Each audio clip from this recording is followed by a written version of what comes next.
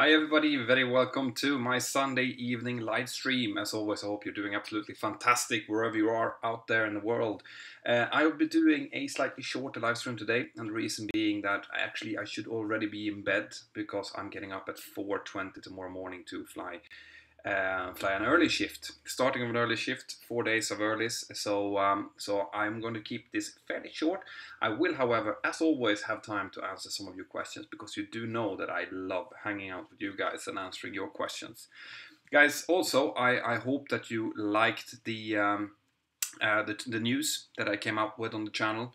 I'm hoping that more airlines and more associations will be using the channel to announce those kind of great news to the pilot body, and that the Mentour channel can become a body of positive influence on the industry. This is what I'm working towards, guys, and I want you guys to be on the front line, be the first ones to know what's going on. So those of you who are here, obviously on the Sunday night streams and stuff, you can get some special explanations from me. Just ask away, and I will try to answer. However, I've gotten quite a few questions about specifics around the Ryanair APC scheme, and the fact is that I only did the interview with Andy. All right, so you are going to have to contact Ryanair or McKinley Aviation directly if you have specific questions about the terms and conditions, costs, and so on, because I'm not actually involved in that at all.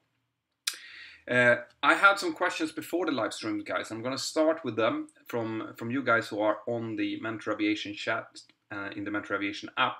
They've already sent me in some questions, and this is one of the benefits of having the Mentour Aviation app, actually. First of all, you'll get the notifications about live streams like this at different times, but also you can ask me questions throughout the day, and I will answer whenever I have time to do so. Now, the question was about overweight landings. Okay, so what is an overweight landing? When do you do them? What happens if you do an overweight landing? So let's just talk about that a little bit. So any aircraft has a certified maximum landing weight. In the case of the Boeing 737, it's 65,317 kilos. Okay, so that's the maximum weight that we can land with. But obviously, if we're doing, let's say that we have a full aircraft and we're going to do a really long flight, maybe 4 hours or more, we're going to have loads of fuel, we might be as heavy as 75 or even 78 tons in some cases, which is way above the maximum landing weight. If we take off and then something happens to us, we might have to come back in and land immediately. And the 737 does not have the capability of dumping fuel, okay?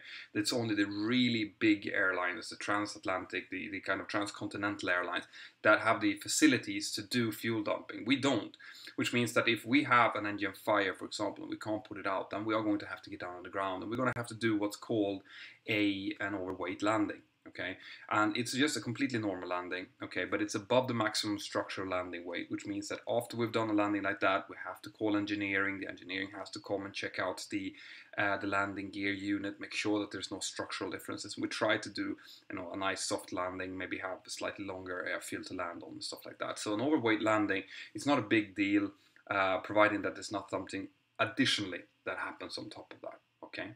So I hope that answers your questions. Great. I see I've already gotten some questions on the super chat. That's perfect. Since I don't have enough time today to do a really long podcast or a really long live stream, the super chat is a really effective way to getting your questions through. So Philip Stolzenberg, what country is the most effective to apply for pilot jobs in? And trevlig kväll på dig, Peter. Alright, so it's Swedish, I'm just translating, and I'm going to keep to English so that everyone can benefit from the answer. Well, which one is most effective to apply for a pilot job in? At the moment, I think that the Southeast Asia, China area is probably where they look for the most pilots. But in Europe at the moment, there's an enormous need of pilots in the low-fare airlines, like Ryanair, which is what we saw in the video that I just released last week. So I think that if you're a low-hour cadet and you're just out of training, then I think Europe is probably the place where you're most likely to get into an airline directly. There is a fairly big shortage of airline pilots in the United States as well, but since the FAA have the rules of 1,500 hours, there's no way around that unless they change those rules. So that means that even if you do have the license, and even if the airlines are screaming for you to start working for them, they're not allowed to. So you are going to have to amass those hours to be, through being a flight instructor or a towing pilot or flying fire surveillance or whatever it might be, so that you get those 1,500 hours and you can start applying for jobs. So I would say Europe is quite good. China and the Eastern, but the thing is with China and the Southeast Pacific area and the you know, down towards Australia and stuff, they mostly take pilots that already have some experience. So they're the Chinese airlines. They are screaming for pilots that have type ratings and that have experience on heavy jets. All right, but that might not help you that much if you're coming in as a fresh pilot with only your CPL, IRME, and MCC course. Alexander the Great, are you qualified to be pilot with one kidney? Now, when it comes to these medical questions, I am not allowed to, well, I'm not allowed, I can't answer them, all right? Because I'm not an AME, I'm not an aeromedical examiner. So when it comes to these medical questions, what I'm going to do, and which I am planning now together with the flight school actually, is I am going to do an interview with an AME.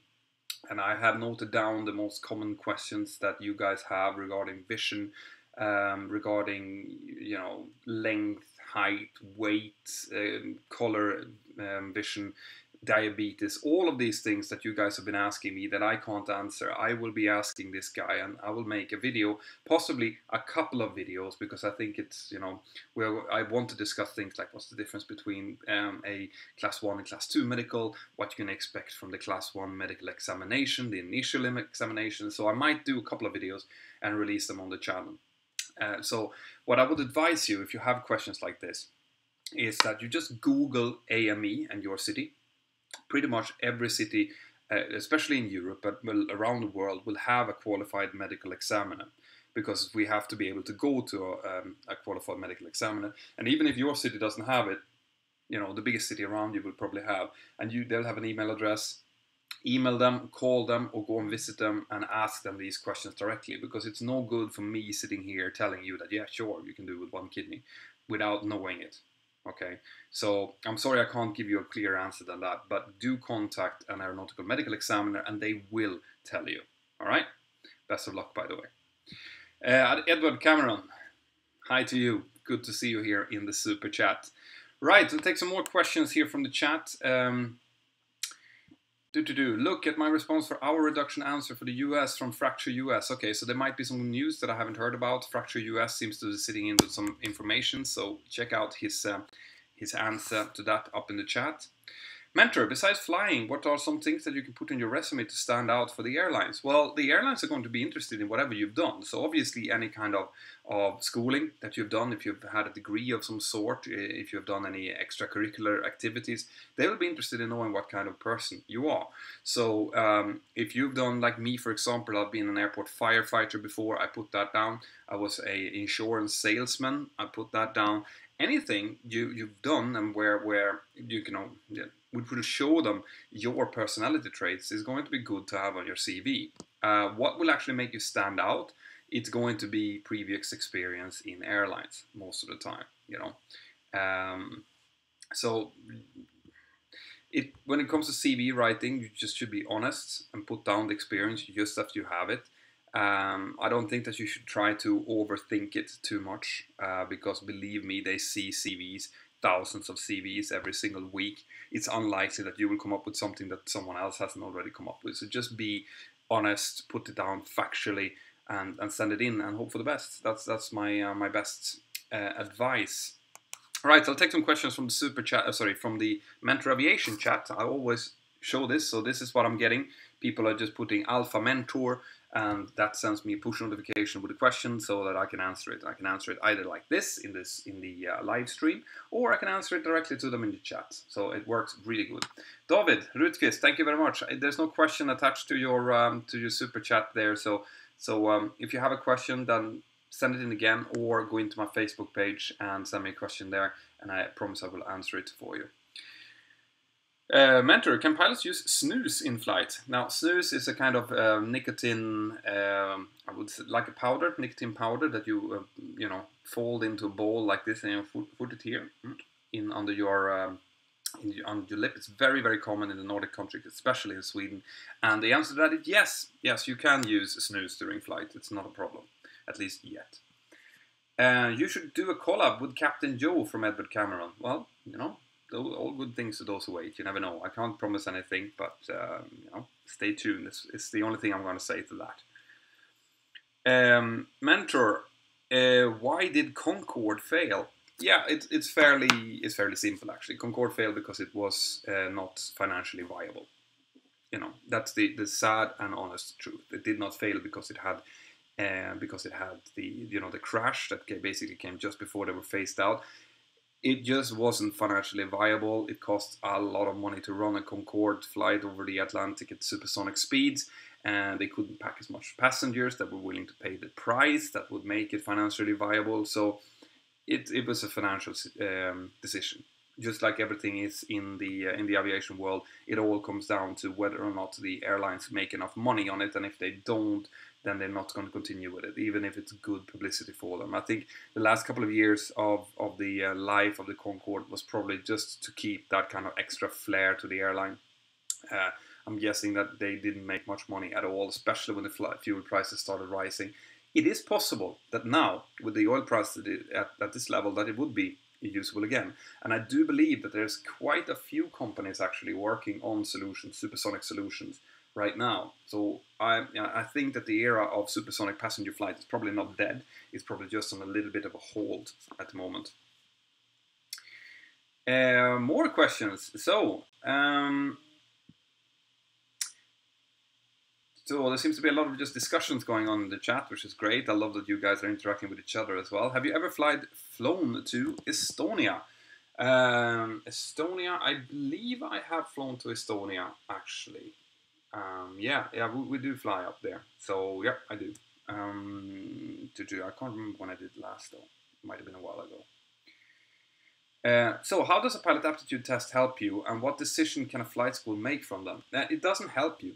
It does help you actually. A pilot aptitude test will show you and the school whether or not you have what it takes to become a successful pilot. Okay, it will show parts of your personality that you might not be fully aware of, like your stress capabilities, the way of working with loads of tasks simultaneously, how you react when something unexpected happens, things that you might not have ever seen before. And those kind of things, the school and especially the airlines later on, they want to know that you can handle those things, because if they take you in, let's say at school takes you in and they train you to become a pilot, but during the training it becomes evident that whenever something starts going really wrong, you freeze up and you don't know what to do. Those kind of characteristics, you want to find that out before you start paying tens of thousands of euros for your training, and especially before you come to an airline interview where they will do an aptitude test. And if you fail there, it means that you've done all of this training and then you can't get into an airline, which would have been your ultimate goal. But this is why I tell everyone to, no matter what the school tells you, make sure that you do a pilot aptitude test. Visit companies like Interpersona in Sweden, for example, who does these kind of personality tests. They both check your personality and your aptitude to make sure that you have what it takes, and listen to them. Please listen to them, because it is really, really important. Some people can do this job, some people will struggle to do this job. And even if you think that this job is going to be the absolute best job in the world, if you are struggling at it, and if you are going to be starting to fail at your training and stuff, it is not as fun as it sounds. Okay, that's the sad truth to it. It will sound good, but as soon as you start feeling that that you're not really cut out to do it, it's going to become a nightmare. So that's what we're trying to avoid by these aptitude tests, and this is why I always stress that you guys should do that. Okay. So do I have let's see here, do I have an advantage if I'm an aeronautical engineer? Yeah, I get this question a lot. You do have some advantage because you have good technical knowledge. Okay. It doesn't necessarily mean that you are going to be a big head start, like you're going to have a good head start when it comes to technical knowledge, but whether or not the airlines will think that is a big enough benefit, a big enough deal for you to actually jump up in the line of applicants, that is hard to say. Now, some airlines might well do that, some airlines might not care that much, but you personally, for your knowledge and your skill set, it's going to be very good. Questions from the Mentour Aviation app. Mentor, can you talk about differences between the old 737 and the 737 NG from the view of a pilot? Well, I've only flown the 737 NG, but if you look at the classic ones, the 400, for example, they had much smaller screens. There were more classic instrumentation in it. The wings was different. The wings on the NG is much more efficient, which means that the 400, for example, and especially the 200, when you close the thrust levels on that, it just stopped basically. There was no problem with energy management on the older type 737, while on the NG and upwards, the wings are so efficient that if you come in with high speed and you want to intercept an approach and you just close the thrust lever and think that that's going to slow you down enough for you to bring out flaps, it's just not going to happen. I did a lot of training with people going from the Jurassic, not even the Classic, but the Jurassic, the 200, straight onto the NG. And the problem they had was they could not understand how much of a difference in aerodynamics it was between the two types. So the only way to teach them that was to let them try. And they would come in at 3,000 feet on towards the localizer at 300 knots, which they could do with the 200. All right, and with the 200, they came into 10 miles or maybe 12 miles. They closed the thrust level at 3,000 feet level and just slowed right down, and you could start taking flaps and be nicely stabilized. If you do that with an 800, it's just going to stay at 300 knots. It's going to decelerate to 290 knots. You will never get any flaps out. You'll be way, way, way too fast, and you're going to have to end up in a go-around. So those are the big differences, and then obviously avionics and stuff like that is going to be differences. But I'd say the wings is probably the biggest one. Right, more questions. So so there's no more questions in the super chat right now. So we'll see. We'll take something from the chat instead. Would a degree help you to become a pilot? Yeah, this is something that I always answer as well. I'm thinking about doing a frequently asked question page actually to put into my Mentour 360 website. Yes, in some countries, like the US, for example, most of the airlines will require you to have a degree before you can even apply. All right. Other countries, in Europe, for example, it might not be a request or a requirement. So Ryanair, for example, which I did the interview with last week, they don't require you to have a degree. They only require you to have the sufficient licenses and to pass their assessment. All right. But a degree, it might help you when you have a big stockpile of people applying for the same job. Then it's likely that the airlines will start putting in extra requirements, like a degree, for example. And also, something that I always tell you guys is that a degree is a great insurance policy in case something would happen. Whatever might happen, you might not like this job as much as you think, you might get a problem with your medical or anything like that, and a degree will help you to have something to fall back on if that would happen. So you don't have to, leave the airline business and then start to study, which might be much, much harder. Okay. Right, more questions. Mentor, can you still become a pilot with motion sickness? Yeah, you can. I have motion sickness. If I go on one of those badass round, roller coaster stuff, I can get motion sickness. And when I started my training, before I started my training, when I was flying with my dad in the PA-28. I got so motion sick. Like, motion sickness in an aircraft is like motion sickness in a car times 3. You get really sick. You almost green in your face. And I did that in the beginning. Generally, it has to do with where you focus your eyes. If you sit and you stare right down, stare down at the trees moving underneath you, you are going to get sick because the brain, the sensory system in your ears and stuff will not be able to combine what you see with the motions, and that is going to be the one that gives you the motion sickness. But if you sit and you look at your instrumentation, or you look out and you focus on the horizon, then the motion sickness will not come. So I found that the more you fly, as in the more you're actually at the controls, you'll be focusing on different things, and the motion sickness disappears. So it's very common in the beginning of your training. It's going to disappear in most cases, not in all cases, but in most cases. Sam, the Ryanair man, Mentor, if you're late and you need to catch up in the air, do you in Ryanair, well, I'm not talking about different airlines when it comes to this, do you increase the cost index in order to increase the speed? I can't speak for all airlines. The company that I am flying for, which I continuously will not discuss by name, does not allow you or us to change the cost index. There's only one time that you are allowed to change the cost index, and that is when you're dealing with a possible, if there's a closure of an island destination, you have to get back to an island destination, like out in the Atlantic, for example. Then there is a specific rule where we can increase the cost index. However, not to gain time. No, no. The fuel is way too precious to do that. Right, more questions then. There are more questions here in the chat. Have you ever seen UFOs? I'm going to say it like this. UFOs is unidentified flying objects. This means things that you cannot identify or don't know what it is. And yes, we do see from time to time things that are a little bit weird, okay? That doesn't mean that they're extraterrestrials. It just means that there might be military operations that are not announced, for example. I have seen some of those. I've seen lights that have moved very, very quickly over the Alps, for example, at lower altitude. It could be afterburn burners, looked a little bit weird, things like that. But, you know, every pilot that's been flying for years would have seen something that's hard to explain. What that is a completely different thing, all right? Björn Jostal, what is the highest age to become a pilot? Well, you can become a pilot all the way up to retirement age and even above that.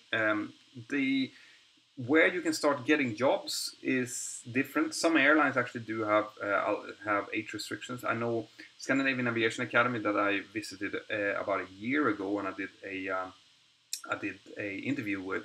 They said that they you know, I think around age 35 they started to decline. Some aviation schools will not have any of those, and some airlines will not have any kind of age restrictions. What I always say is that you just have to be aware of the financial risks that it is involved. If you want to change into becoming an airline pilot at a late age, you have to realize that you are going to have to, most likely, move. You might have to go down in pay in the beginning because you're starting off from the bottom. And if you're aware of all of these things, then go for it. But do check, because it does depend on which part in the world that you live. Check the, you know, if you go into the airlines that you are interested in joining, you check the recruitment pages. They will say if they have an age limit. Okay, but I've met a guy in the airline I work for that started when he was 51. And I think he's going for his command now at around 55, 56, and he's going to retire at 65. So, you know, everything is possible in this life. You just have to be aware of the risks that you're taking, and you also have to check, you know, how it looks in your area of the world, because it's so different. You know, I can't say a definitive yes, no, because it's different in US from what it is in Europe, from what it is in Asia, you know, so on.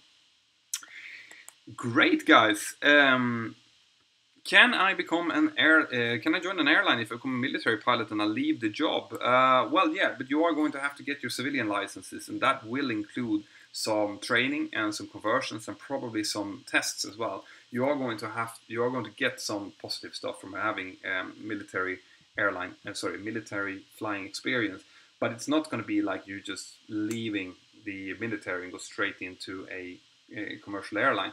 It used to be like that way back in time, but now it's completely different because the jobs are so different. You know, it's like comparing a Formula One driver to a bus driver. Like there's except for the both moving around in the air and having wings, a fighter jet to a commercial airline are completely different worlds. All right, so you will require some training and some certification before you can make the jump. Is there a lot of dust in the cockpit? It tends to be a lot of dust in the cockpit, actually. You know, maybe not in the air because we have a lot of good filtration systems, but you can see that the panels, the switches, stuff gets quite dirty after a while. They're not being cleaned like the rest of the cabin is because the cleaners are not allowed to get into the cockpit. It has to be an engineer who cleans it, and they only do it during certain checks. So yeah, it can get quite dirty, which is why we always have wet wipes that we can kind of wipe things down before and after each duty if we want to. How Edward Cameron on the super chat, how many people are usually on a delivery flight? Usually that's just two. It's the first officer and the captain. So, you know, I've done one of those delivery flights. absolute fantastic experience. Went there, been picked up by Boeing at the airport, went to the hotel, chilled, was picked up by Boeing again when it was time to go to the Boeing field to have a dinner with the delivery personnel, make sure all of the paperwork for the aircraft is there properly like it should be. And then we had our private gate, so we went out. The aircraft was completely fully loaded up with all kinds of food and coffee and soft drinks and stuff that you would like. Said bye-bye to Boeing, taxied out, flew off into the sunset, actually into the night, and then met the sunrise over northern Canada, over Greenland, Iceland, and then we flew in and we landed in Dublin. It took 10 hours, almost to the minute. Fantastic experience. I failed the basic flying assessment during my pilot suitability test. How can I improve myself for the next time, and what attitude I have against this failure? I've done videos when it comes to failure management, and when it comes to how to deal with failures. We all do have failures, okay? It depends a little bit on what the reason was for you failing your aptitude test. If you get any feedback on it, but you probably have an idea what it was. If it has to do with stress management, well then you have to read up on stress management, find some kind of stress management techniques, work on that.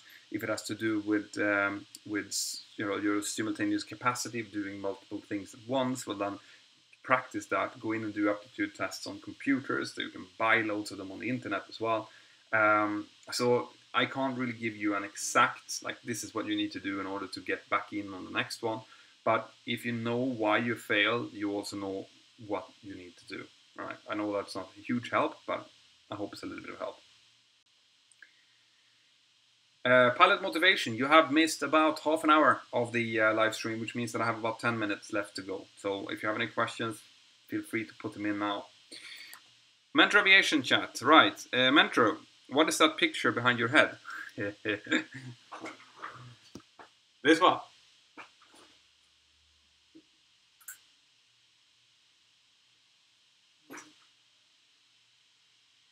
Yeah, that's me.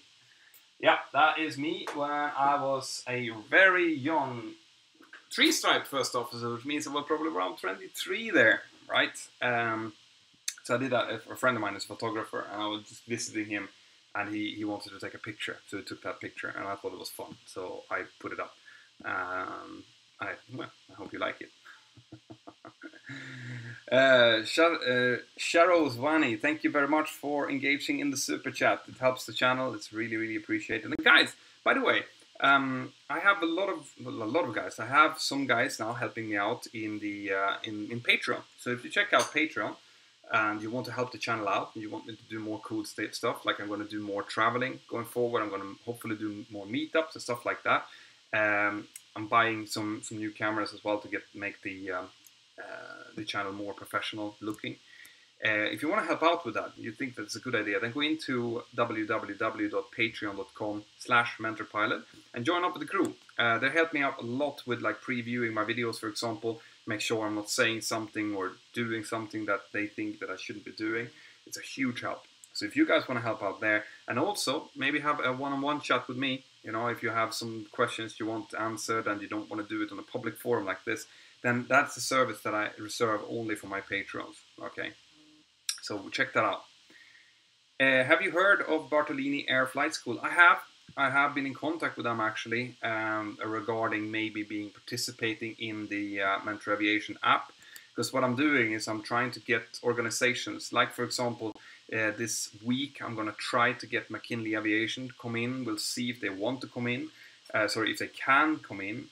It depends a little bit on their rules when it comes to social media, but I'm going to try to get organizations like Bartolini or like McKinley or big contract agencies or people who are looking for pilots to come into the Mentour Aviation app, go into the chat at different times, like for example at 8 o'clock on Wednesday, to answer questions that you guys might have. So that will be like a private forum where you can ask any questions and they can respond to you. So this is one of the things that I'm doing with the Mentour Aviation app. Bartolini I've heard of. I've heard good things about them. I'm not going to go into too much though, because I'm not.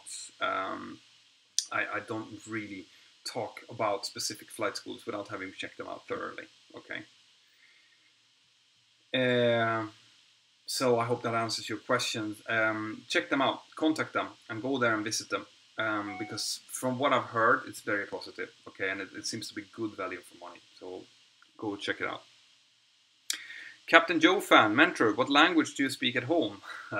That's a good question. I speak Swedish with my kids. Okay, I speak English with my wife. Or actually, I speak Swedish with my wife as well because she's very proficient at Swedish at the moment. We also they speak Catalan to each other. I speak Spanish to my mother-in-law. And when we're around the dinner table, sometimes it might be up to 4 languages being spoken simultaneously. So it's a big mismatch. It's a big kind of like this. Very fun though, very fun. But yeah, for someone who is not into it, it might sound like a lot of jibber jabber.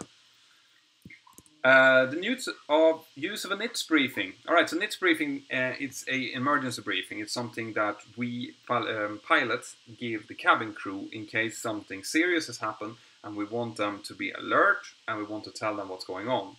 NITS stands for Nature, Intentions, Time, and Special Procedures. So we give them the nature of the failure, what intentions we have, what kind of time frame they're looking at, so maybe 20 minutes to landing, special instructions like do they need to give a SOS demo, do they need to secure the cabin immediately, stuff like that.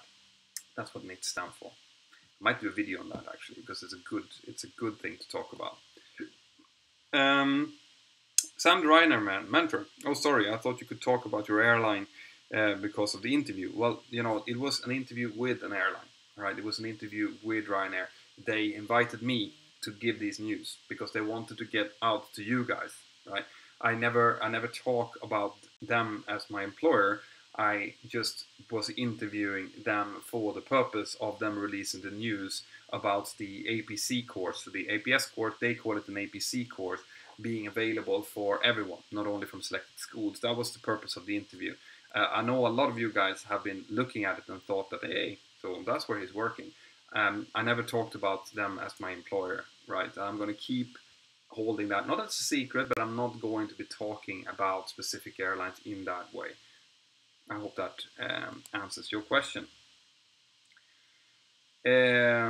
Is the 737-800 the only type you've ever flown? Yeah, the only major type, the only bigger type. I've flown the Cessna 152, Cessna 172, 172 with retractable gear, 182 with retractable gear, the Cessna 340, the twin-engine Cessna 340. I did my assessment on the Beechcraft 200. I did my MCC course on a Fokker 28 simulator, and I did my type rating and my career on the 737. 800. I am typed to fly 737, 300 to 900, and eventually the max. So, but at 737-800 is the only airliner that I've flown. So, Jirom Jay on the super chat. Do I need calculus to be a pilot? And also, what is the minimum height to be a pilot? So the minimum height is going to be discussed when it comes to the medical, when I speak and I do the episode with the medical examiner, right? If there is a medical minimum height.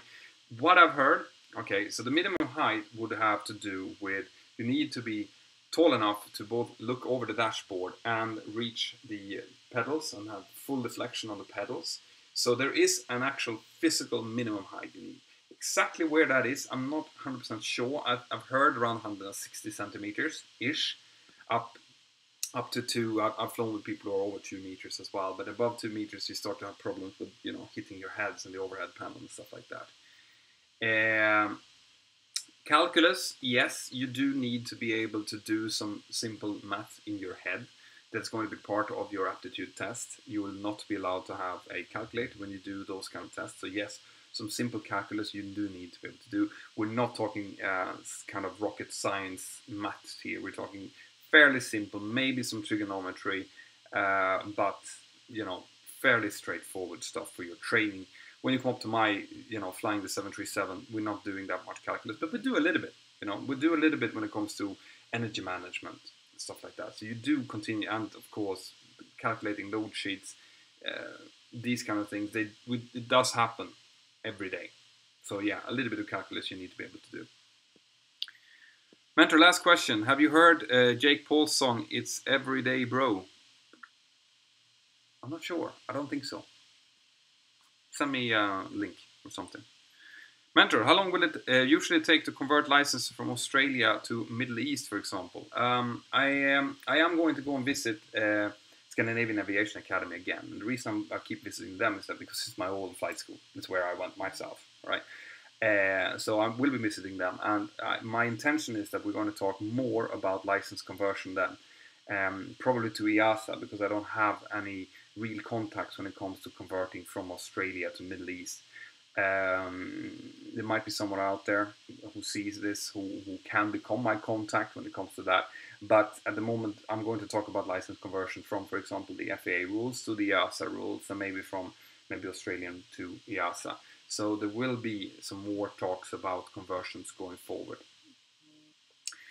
How to deal with pressure and high workload? You mentioned about the captain who put you under pressure during your line training. How do you deal with it? Well, you have to be able to categorize what is important and what is not important. All right. If you try to do everything at once, if you kind of succumb to the pressure and you start your mind start racing, you have to do that, then you are going to freeze up. And this is what happens with people who have low stress capacity. You have to be able to kind of figure out, this is important now. My focus is going to be on flying the aircraft. All right, so I'm flying the aircraft. Then, sorry, what did you say? All right, now I have some spare capacity. Now I can answer that question, or I can do this. So you kind of, at least in my case, I kind of put things into compartments, and I try to do those things, and try to also when I'm a captain, it's a lot about giving out tasks to other people, so not trying to do everything yourself. So if a complex situation arises, I will tell ATC to just give me a radar vector. Okay, I don't want to mess around with a complex procedure at the moment. Give me a radar vector and the descent. Good. Now, first officer, try to concentrate on the QRH. Tell me what you're doing. Cabin crew, you have the cabin. Do you have the passengers under control? I'll make a PA. So you're kind of making sure that you're the spider in the net to make sure that everything happens. But you're not doing everything yourself, because if you try to do everything yourself, you're not going to do anything very good. Okay. So stress capacity, you can train these things. You definitely can. However, it's a little bit of what you have kind of in yourself to start with as well. Some people have natural capability to handle stress. Other people have a little bit less of that. All right. And those who have a little bit less need to find the kind of technique. So check out, I did a video on this. I did a video on how to handle stress. So check that out. Right, guys, I am going to have to go and brush my teeth and go to bed. So if you have any questions now, I see there is one more from Light Realms here on the super chat. I'll take that first. What kind of college degree would help me the most when applying to a major airline, preferably one based in the US? Very hard to say, man. What I tend to say is that you go into these airlines to check if they have any preferable, if they have any preferences. Try to go out and check with other pilots who have applied and been successful to those airlines as well. If they say nothing, then if they just say that you need to have a college degree of some sort, then I would advise you to take a college degree in something that you like, something that you're going to be successful in. Because A, it's going to be a better grade. You're going to have a better grade and that's going to look better. And B, it's also something that you can use as a fallback if something would happen. Right? If you don't become a pilot after all, but at least you have a college degree in something you like, so you can actually work on something else that you like. But I know in the US there are a few universities that are actually aimed towards the airline industries. If you can get into one of those, then obviously you would have a degree and pilot training, which is a great thing. All right, so I hope that answers your question. Right, guys, let's see. Edward Cameron, the photo on the wall is cool. Thanks. I'll see if I can make a copy of it. More questions. Mentor, what can you do to build time on a specific type of aircraft? Well, it depends on what type of aircraft that is. If it means that you have a rating on a 737, well, you're going to have to find a operator that allows you to fly them. Now, this is something I get a lot of questions about, guys. Like, what type should I take? And just to finish this live stream off, just be very careful with buying type ratings that are not connected to a job. Right? Be very careful with that. I would say that only really pay for a type rating if it comes as a package, if it comes as like you get this job if you have the type rating, right? The reason for that is that if you buy a 737 or an Airbus type rating and it doesn't include any hours on it, it will be effectively useless because most airline doesn't take you in unless you've done the training with them, as in with their training organization, or you have a specific number of hours, which might be around 500 hours, which is impossible to get by yourself, right? Unless you buy one of these pay-to-fly programs, but I will never condone one of those. So be careful with buying type ratings that are not connected to jobs, all right? If you are going to do that, it might actually be smart to buy something on a type that is almost obsolete, something small, an MD-80, something like that, because those operators might have less requirements of hours to give you a job. But once again, I would be very careful with buying type ratings that are not connected to a job, all right? So I hope that makes sense. When do you want to release the cabin crew after takeoff? Do you press the attendant button and the chime at the same time? No. What we do in my airline, when you want to release the cabin crew after takeoff, you just ding the cabin attendant button. That's it, right? Nothing else.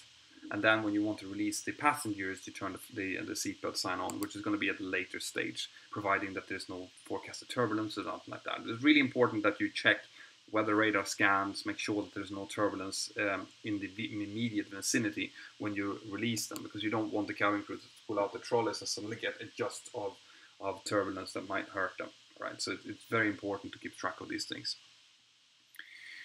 Right, cool.